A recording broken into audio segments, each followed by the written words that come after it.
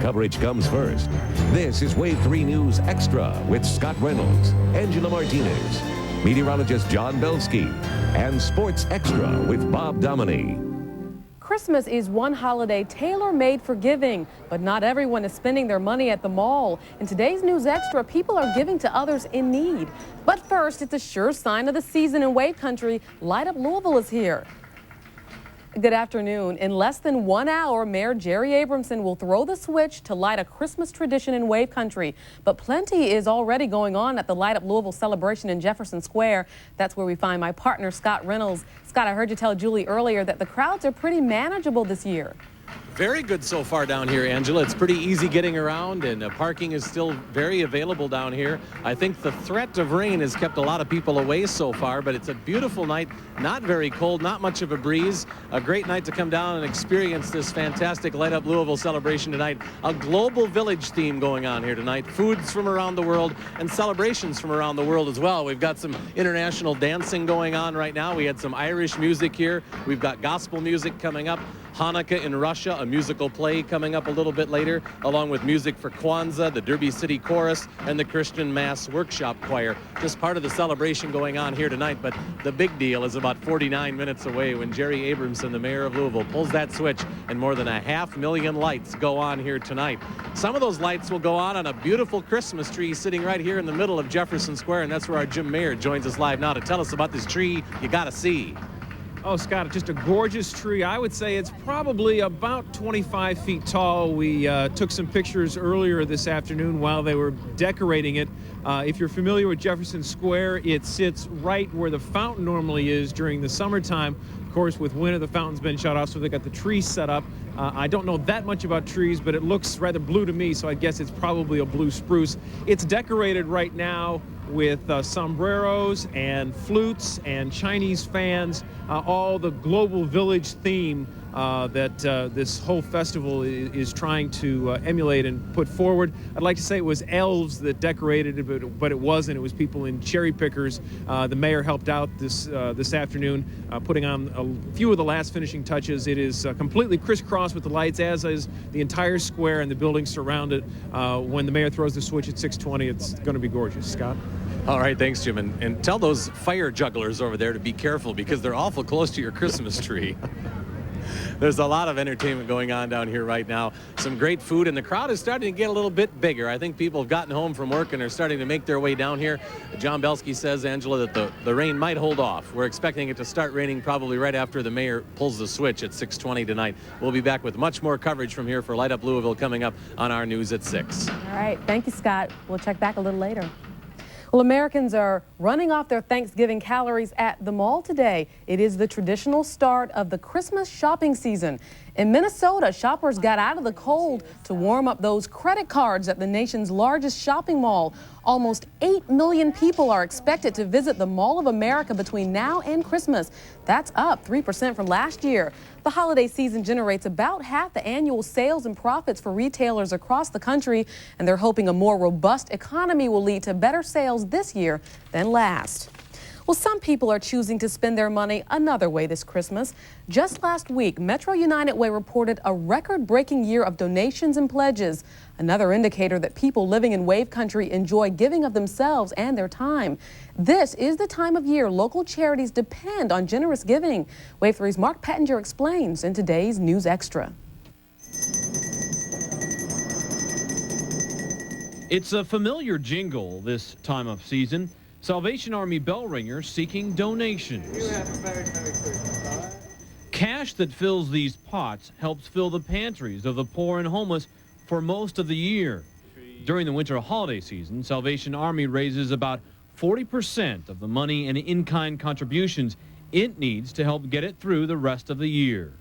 People have a sense of family, of belonging. They're part of the community, and it really comes out at this time of the year. The Wayside Christian Mission finds itself in the same situation. It budgets for half of its operation from cash and donated food and clothes that come in from November through January. This is a charitable time of year. People are thinking about the holidays. They're thinking about people in need. It's also colder. and homeless people are out on the streets, and people are more concerned about that. Although the problem is a year-round problem, this is the time of year people are really thinking about it.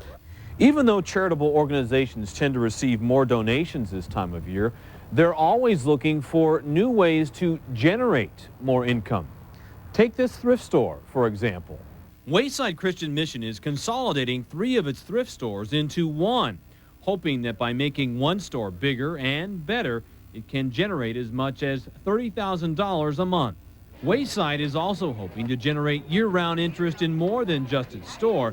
It's trying to encourage volunteers who show up during the holiday season to stick around. What would really be nice if those folks would stick with us. They would make a commitment of coming down once a month or once a week to help us out on various projects. There's so much need. It's just not at Christmas time. Not that Mosley's complaining. He knows this is a generous community, as does the Salvation Army's Paul Brown, who says people in Louisville give more to charity than a lot of people in other major cities he's lived in. You know, I grew up where neighbor helped neighbor, and you just see that here. It shows a community that cares about itself, a whole community. In Louisville, Mark Pettinger, WAVE-TV News. And the Salvation Army is test marketing in Ohio a donation kettle that accepts credit cards and issues receipts. If that proves successful, similar kettles could turn up here in Wave Country. We are counting down to Light Up Louisville. Looks like a little more than a half an hour till the mayor flips the switch. John Belsky's down at the Jefferson Square. Angela, you should smell it down here that we have this international festival going on. Oh, I mean, it is wonderful, and we have groups performing on stage here. Hopefully, before the weather's done, we'll be able to hear from the Victorian Choir here, and a huge crowd. Let me kind of give you the perspective of where I am this evening. Let's go to our rooftop camera. We have cameras all over the place. There I am. I don't know, we're about 7 stories up with that camera, and I'm right in front of the stage here. And again, as I said, the crowd is pouring in right in front of the stage area. Isn't that a nice shot? That's all going to light up with Christmas lights coming at 6:20. Let's bring up, look at the crowd here. We are wall-to-wall people here at 6th and Jefferson, thousands already downtown, and they're still pouring in. So far, it's a pretty nice evening, but let's get right to the weather maps because we want to show you what's going on. We have 2 weather systems. The first one you can see bearing down on us right now. The second one out in Arizona, New Mexico, some very heavy snows there. Let's go to a more regional view so we can show you where it's raining and where it's snowing here and just how close it is. There's the snow way up north, but look at the rain. Raining in Owensboro and Evansville and Paducah and Hopkinsville. We're estimating a half hour away, somewhere in that time range. The rain will be here. Hopefully, it will hold off until at least they can get the lights on, but it will be a rainy evening around the area. Then that should be out of here by morning. Weather map for tomorrow has the first weather system pushing past us with some dry weather. See that second low coming out of Arkansas? That brings more rain tomorrow afternoon and especially tomorrow night, and the rain could get heavy at times then. Highs tomorrow, 50s, could reach 60 here. Then Sunday's weather, the whole mess passes us by as it turns cooler for the end of the weekend. All right, here is the forecast for tonight. Rain developing shortly, could be before 6:30. Will rain all evening, ending before morning, low 48. Tomorrow, just a shower or 2 in the morning with cloudy skies. Then sometime in the afternoon, rain and thunderstorms redeveloping, high 62. Some strong thunderstorms and heavy rains are possible tomorrow night, ending by sunrise Sunday. We'll have some clearing Sunday, starting off in the lower 50s, dropping into the 40s during the day, and maybe some more rain back in here by about Tuesday. We have a few seconds left. Let's take a listen to some of the music of the season here from Light Up Louisville.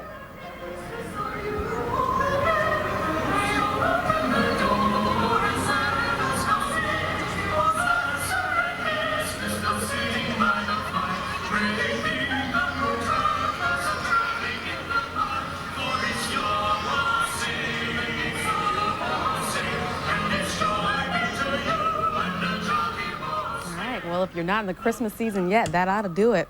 Thank you, John.